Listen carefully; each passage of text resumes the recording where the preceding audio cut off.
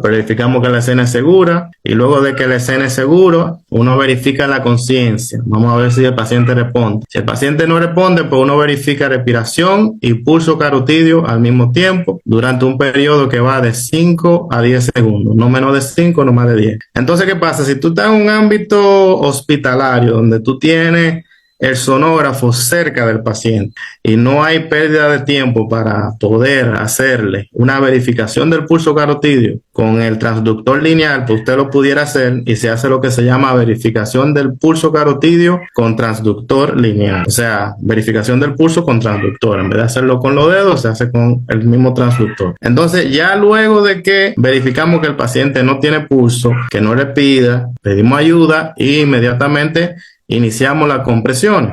Mientras el paciente le están haciendo las compresiones torácicas, lo están ventilando y le están administrando adrenalina, durante ese tiempo usted le va a hacer lo que es el FAS, que recordemos que los puntos del FAS, o sea, estoy hablando del estudio que se utiliza en trauma, que Focus Assessment Sonography in Trauma. Recuérdense que cuando uno hace un FAS, lo cuadrantes que uno utiliza son el hipocondrio derecho, hipocondrio izquierdo, el hipogastrio y la subsifoide. Entonces, fíjense que estos mismos lugares son los mismos que uno va a buscar cuando el paciente está en parada cardíaca, buscando si el paciente tiene datos de líquido libre, y también uno va a ver lo que es la aorta para ver si el paciente tiene alguna dilatación aneurismática. Y uno puede ir haciendo esto perfectamente sin molestar porque la persona está haciendo compresión y uno está en ese momento en el abdomen. También podemos utilizar lo que es la sonografía para, en dado caso que no se haya conseguido una canalización periférica, se puede colocar una canalización de vía central a nivel de las femorales con lo que sería el transductor lineal. Entonces,